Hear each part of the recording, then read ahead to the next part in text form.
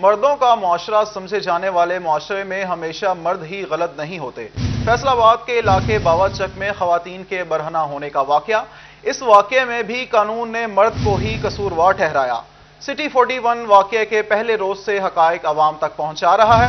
خواتین نے اپنے کپڑے خود پھاڑے اور اتارے، پولیس کے کردار کے بارے بھی آگاہ کیا گیا۔ آج اس واقعے میں ایک اور اہم انکشاف ہوا ہے۔ سٹی 41 ذمہ دارانہ صحافت کے سنہری اصولوں کو مد نظر رکھتے ہوئے مکمل تحقیق کے بعد کرنے جا رہا ہے ایک اور انکشاف۔ خواتین چور گینگ کی سرغنہ آسیہ بی بی نے گرفتار تاجروں کے خلاف درج کرائی گئی FIR میں اپنا رابطہ نمبر بھی لکھوایا۔ وہ نمبر کس کا ہے، کس کے نام رجسٹرڈ ہے، کس کے استعمال میں ہے، سب حقائق سے اٹھائیں گے پردہ۔ FIR میں لکھوایا گیا نمبر ڈکیت کا نمبر ہے جس کا ریکارڈ پولیس کے پاس موجود ہے۔ خواتین چور گینگ کی سرغنہ آسیہ بی بی اتنی زیادہ شاطر نکلی کہ پولیس اہلکاروں کو بھی بے وقوف بنا دیا۔ اس میں ایک نمبر نے مزید کئی سوالات کو جنم دیا ہے۔ کیا خواتین چور گینگ میں پولیس کے ریکارڈ یافتہ ڈکیت بھی شامل ہیں؟ کیا پولیس ٹھیک طرح سے تفتیش نہیں کر پا رہی یا کرنا نہیں چاہتی؟ دور جدید میں پولیس سے ان پڑھ پیشہ ور ملزم خواتین اتنی آسانی سے بے وقوف کیسے بنا سکتی ہیں؟ ان گتھیوں کو سلجھانے کی کوشش کرتے ہیں۔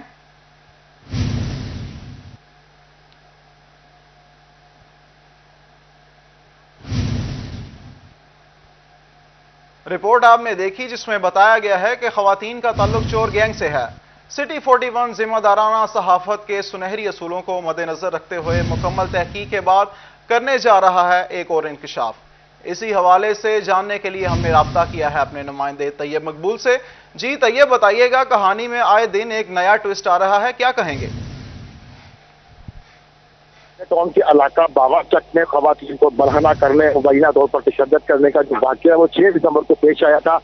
3 روز ہو چکے ہیں یہ واقعہ پیش آئے ہوئے، اور سٹی 41 روزانہ کی بنیاد پر میں انکشافات کر رہا ہے۔ روزانہ کی بنیاد پر انویسٹیگیٹو رپورٹنگ کرنے کے ساتھ اس کے حقائق سے پردہ اٹھایا جا رہا ہے۔ آج ہم اپنے ناظرین کو یہ بتاتے ہیں کہ جو خاتون آسیہ بی بی اس کیس مدعیہ ہے، اس کی طرف سے جو نمبر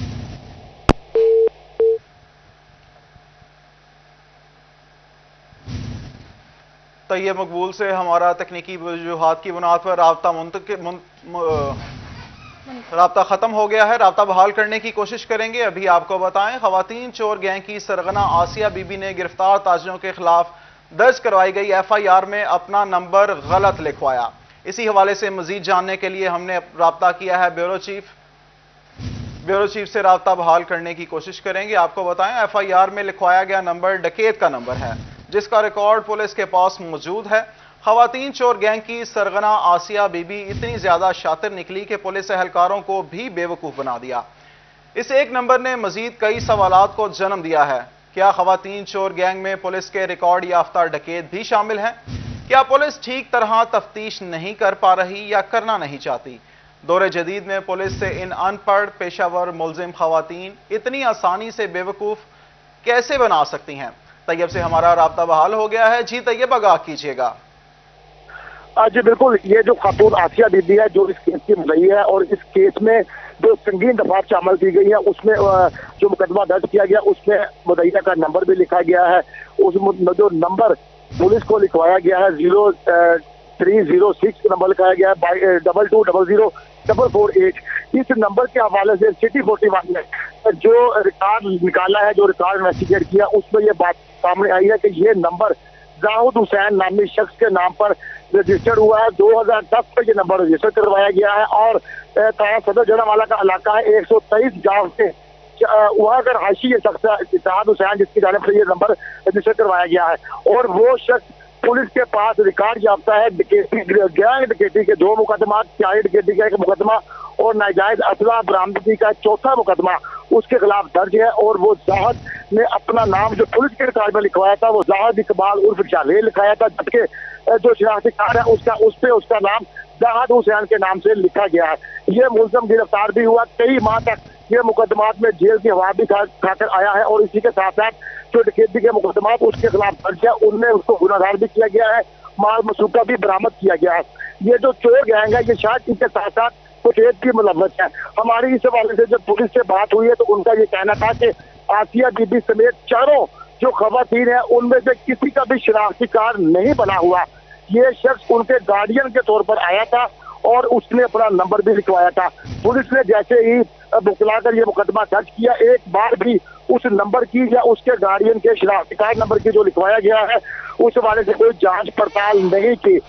पुलिस अब दूसरी जानब अभी तक कोई इस हवाले से इंकशाफ ऐसे कोई तफ्तीश मुकम्मल नहीं कर सकती। जब भी उनसे ये पूछा जा रहा है इस हवाले से क्या सूरत सामने आई है, तफ्तीश क्या कह रही है, तो पुलिस की जानिब से ये बताया जा रहा है कि अभी रिमांड लिया है। तैयब आप हमारे साथ मौजूद रहिएगा। इस हवाले से मजीद जानने के लिए हमने राब्ता किया है ब्यूरो चीफ फैसलाबाद जफर डोगर से। जी जफर, आगाह कीजिएगा मामले के बारे में। जी, बहुत ही दिलचस्प हकायक हैं और बड़े परेशान कौन तशवीशनाक हकायक हैं कि एक मुद्दइया जो है इस मुकदमे की, जिसमें ये कहा गया, दावा किया गया कि उन पर जुल्म हुआ, उनके कपड़े फाड़े गए, तशद्दुद किया गया, 4 खवातीन का जो केस मशहूर हुआ है, उस पर जो नंबर FIR पर लिखवाया गया उसके हवाले से तैयब मकबूल जो तफसीलात बता रहे थे बहुत खौफनाक हैं। और पुलिस के हवाले से और ज़्यादा ये परेशान कुन सूरत हाल हमें नज़र आ रही है कि वो अभी तक इस केस की तह तक पहुंचने में न जाने क्यों नाकाम नज़र आ रही है। एक सीधा सीधा वाक़या जिसमें पता चल रहा है कि खवातीन ने इस डकैती के दौरान या इस जो भी सीन था, जो इस वक्त मुलज़िम पकड़े हुए जिनका ये कहना है कि वो चोरी करने खवातीन आई थी और उन्होंने खुद ये सारा ड्रामा किया है। और जो वीडियोज़ सामने आ रही हैं, जो CCTV फुटेज आ रही है, उसमें सारा कुछ साफ नज़र आ रहा है कि वो कपड़े खुद फाड़ रही हैं वो खवातीन। तो उसके बाद भी जो इस केस को सुलझाने में, इसकी गुत्थियां सुलझाने में पुलिस को क्यों नाकामी का सामना है, पुलिस क्यों परेशान और एक हद तक मैं समझता हूँ मुश्किल का शिकार नज़र आ रही है। वो मीडिया का प्रेशर है या किसी गैंग का प्रेशर है या कौन है वो लोग जिनका प्रेशर है, या पुलिस की रवायती सुस्ती और रवायती जो इनके तरीके होते हैं जिसमें बहुत डिले कर देते हैं, सुस्त कर देते हैं, स्लो कर देते हैं प्रोसेस को, और फिर माल बनाने के चक्कर में भी बाज़ औक़ात पड़ जाते हैं। वो वजह क्या है इसकी समझ नहीं आ रही, लेकिन मामला बड़ा सीधा है। और ये जो नया इंकशाफ सामने आया है कि वो एक डकैत का नंबर है, ये बहुत खौफनाक चीज़ है। इसका मतलब कड़ी से कड़ी मिलती जा रही है। और ये जो सिटी 41 की तहकीकाती रिपोर्ट है जिसमें ये बात सामने आई कि जो खवातीन थीं उनके साथ तशद्दुद जो हुआ वो तो हुआ, लेकिन जो कपड़े फाड़ने का मामला है उस हद तक वो सारे सीन, वो सारे मनाजर ये बता रहे हैं कि ये ड्रामा उन्होंने खुद किया था और इसकी क्या वजह थी, वो बचने के लिए उन्होंने सब कुछ किया या कैसे किया। इसकी बिना पर मुलज़िमों को यकीनी तौर पर फ़ायदा पहुँचेगा। और वारदात ने बिल्कुल इस फुटेज ने रुख ही बदल दिया। और इसमें हमें ज़रूर ये देखना चाहिए और ये सोचने का मकाम है कि मर्दों का माशरा जिसे कहा जाता है, हर वक्त उस माशरे में मर्द ही गलत नहीं होते। मर्द जो है वो मुहाफ़िज़ भी है, मर्द जो है वो हर रूप में, वो बाप की हैसियत से हो, बेटे की हैसियत से हो या शौहर की हैसियत से हो, वो ख़वातीन का एहतराम भी करता है, उनका तहफ़्फ़ुज़ भी करता है, उनके लिए रोज़गार का भी बंदोबस्त करता है। हर वक्त उसको यही ताना दिया जाना कि मर्द हैं तो शायद ये मर्दों का माशरा है जिसमें ख़वातीन के साथ लाजमी कोई जुल्म होना है, ऐसी बात नहीं है। इस केस में साफ नज़र आ रहा है कि इसमें मर्दों का कसूर नहीं है। ख़वातीन साफ तौर पर देखी जा सकती कि उन्होंने अपने साथ जो कुछ किया वो खुद किया, अपने हाथों किया। मकासद क्या थे, इस पर पुलिस को तफ्तीश करनी चाहिए, तहकीक करनी चाहिए।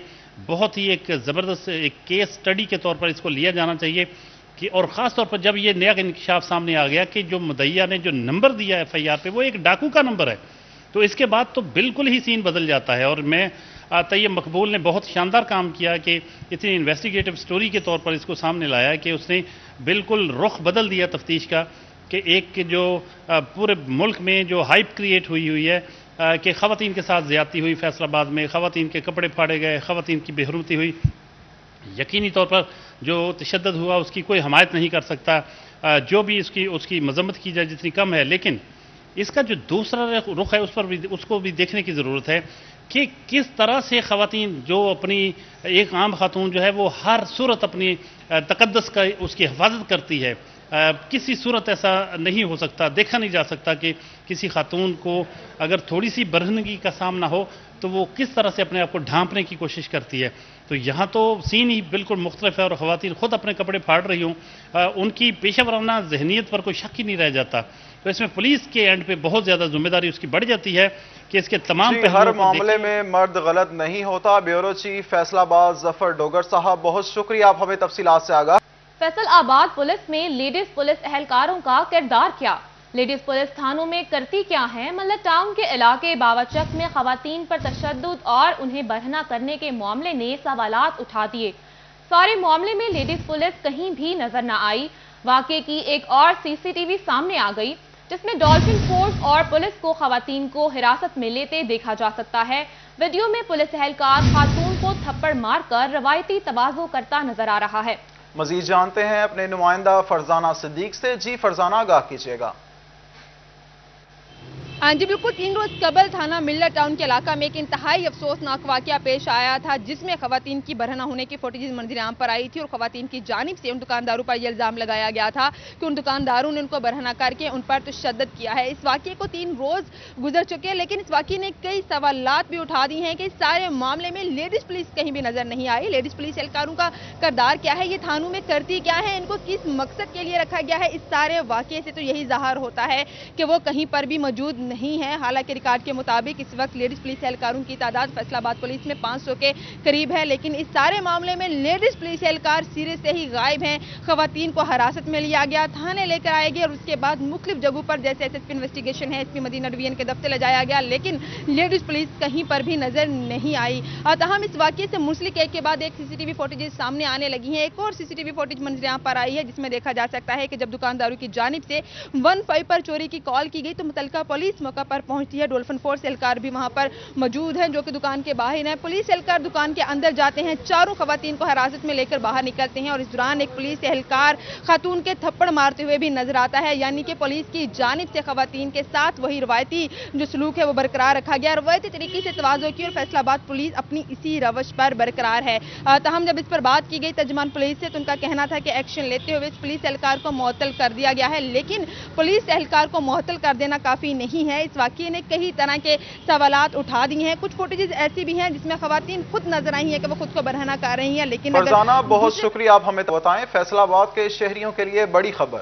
فیصل آباد میں ملک کا سب سے بڑا ایکسپو سینٹر بنے گا. وزیر اعلیٰ عثمان بزدار نے ایکسپو سینٹر بنانے کی اصولی منظوری دے دی. وزیر اعلیٰ پنجاب کی زیر صدارت اجلاس میں اسپیشل اکنامک زونز پر پیش رفت کا جائزہ لیا گیا. اجلاس میں وزیر صنعت Mian Aslam Iqbal, chief secretary industries, chairman پیڈمک سمیت دیگر حکام کی شرکت. آپ کو بتا رہے ہیں فیصل آباد کے شہریوں کے لیے بڑی خبر. فیصل آباد میں ملک کا سب سے بڑا ایکسپو سینٹر بنے گا. وزیر اعلیٰ عثمان بزدار نے ایکسپو سینٹر بنانے کی اصولی منظوری دے دی. وزیر اعلیٰ پنجاب کی زیر صدارت اجلاس میں اسپیشل اکنامک زونز پر پیش رفت کا جائزہ لیا گیا. اجلاس میں وزیر صنعت Mian Aslam Iqbal, chief secretary industries, chairman پیڈمک سمیت دیگر حکام کی شرکت. مزید جانتے ہیں عمران اسلم سے. جی عمران, آگاہ کیجیے گا. جی بالکل, وزیر اعلیٰ پنجاب سردار عثمان بزدار کی زیر صدارت اہم اجلاس ہوا ہے جس میں پنجاب میں اسپیشل اکنامک زون پر پیش رفت کا جائزہ لیا گیا. اس موقع پر فیصل آبادیوں کے لیے یہ بڑی خبر ہے کہ وزیر اعلیٰ پنجاب سردار عثمان بزدار نے فیصل آباد میں پاکستان کے سب سے بڑے ایکسپو سینٹر بنانے کی اصولی منظوری دے دی ہے. اور اس کے ساتھ ساتھ سیالکوٹ چونیے میں بھی ایکسپو سینٹر اور ایکوا پارک پروجیکٹ کے حوالے سے وزیر اعلیٰ پنجاب نے منظوری دے دی ہے. وزیر اعلیٰ پنجاب کے مطابق چین, ترکی, جاپان, کوریا اور دیگر ممالک کے سرمایہ کاروں کی اسپیشل اکنامک زون میں سرمایہ کاری کے لیے دلچسپی کا خیر مقدم کرتے ہیں. اور چونیا, بہاولپور, مظفر گڑھ اور اکنامک زونز پر ترقیاتی کام پر جائزہ بھی لیا گیا. وزیر اعلیٰ پنجاب کے زیر صدر اجلاس میں special economic zones Vehari, Gujarat, Quaid Azam business park, شیخ پورہ میں یوٹیلیٹی اسٹور کی فراہمی کے حوالے سے فنڈز بھی جاری کیے جا چکے ہیں. یہ تمام فیصلے وزیر اعلیٰ پنجاب کی زیر صدارت اجلاس میں کیے گئے جس پر وزیر اعلیٰ پنجاب سردار عثمان بزدار کو دیگر پروجیکٹ کے حوالے سے آگاہ بھی کیا گیا. جی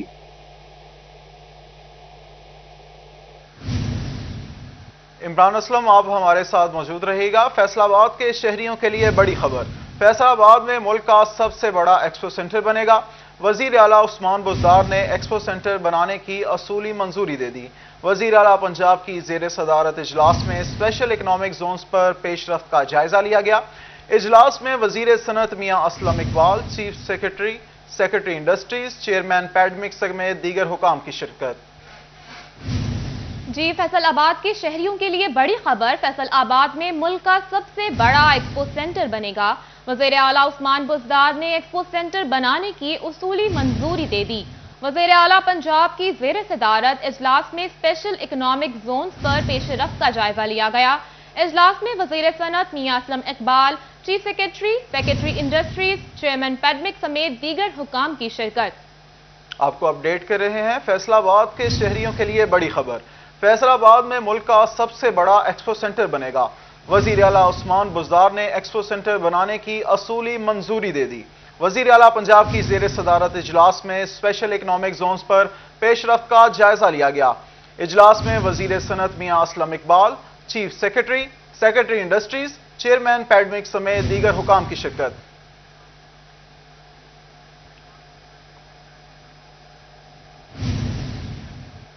اسی حوالے سے ہمارے ساتھ موجود ہیں چیئرمین پیڈمکس ظفر اقبال صاحب۔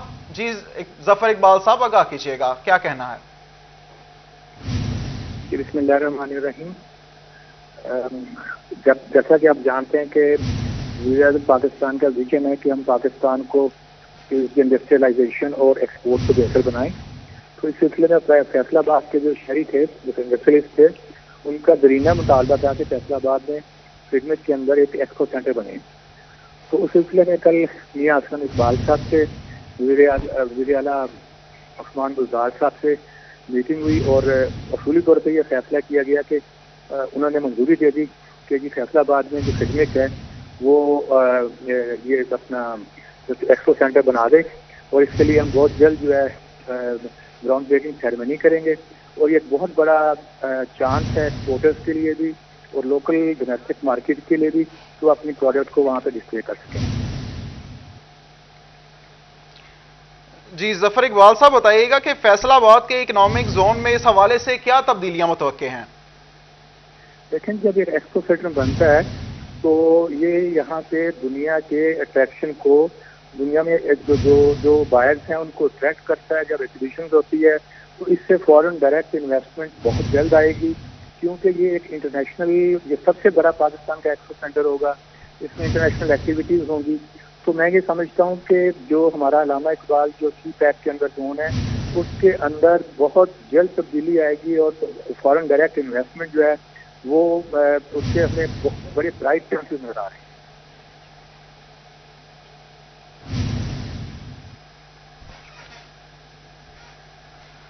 چیئرمین پیڈمکس ظفر اقبال صاحب ہمارے ساتھ موجود تھے، اپنے موقف سے ہمیں آگاہ کر رہے تھے۔ بہت شکریہ ظفر اقبال صاحب۔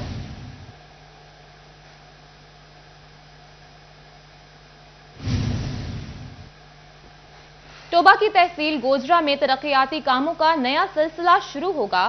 پنجاب حکومت کی ترقیاتی کاموں کے لیے 10 کروڑ جاری۔ گوجرا میں 10 کروڑ سے سولنگ اور نالیاں تعمیر ہوں گی۔ کمیونٹی ڈیولپمنٹ پروگرام کے تحت فنڈز جاری ہوں گے۔ مبشر حسن نقوی سے جانتے ہیں۔ جی مبشر، آگاہ کیجیے گا۔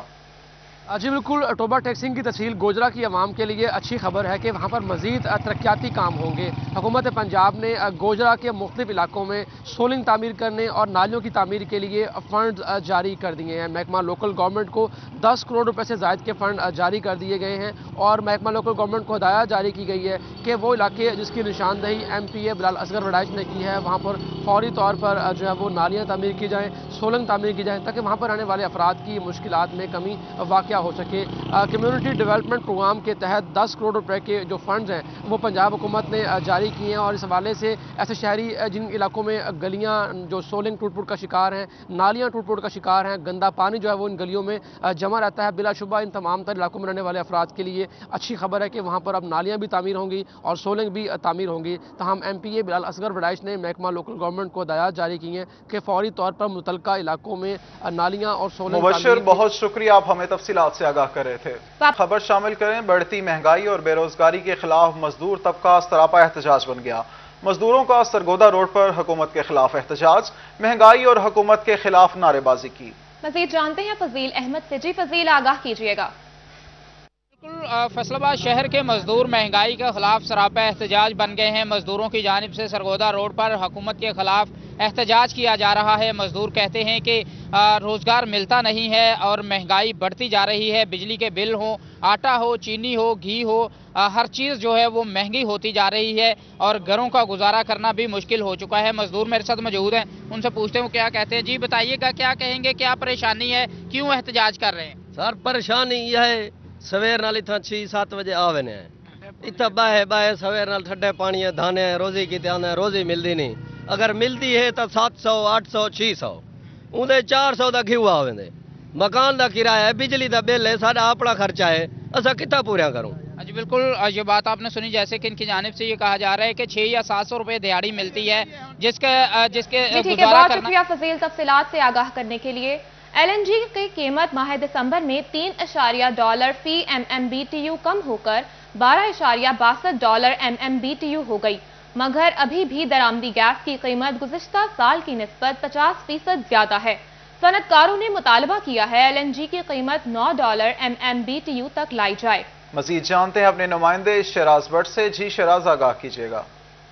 इंपोर्टेड गैस के हवाले से बात की जाए तो RLNG की कीमत जो है वो $15 फी MMBTU से कम होके $12 MMBTU हो गई है और $3 की इसमें कमी देखी गई है। लेकिन इसके बावजूद अगर कंपेयर किया जाए इसको गुज़िश्ता साल के हवाले से, तो गुज़िश्ता साल जो गैस की RLNG की प्राइस थी वो अभी भी 50% कम थी, यानी अभी भी 50% गैस की प्राइस ज़्यादा है जो कि इंपोर्टेड गैस है, जिसकी वजह से इस वक्त सनतकार इंतहाई परेशान है।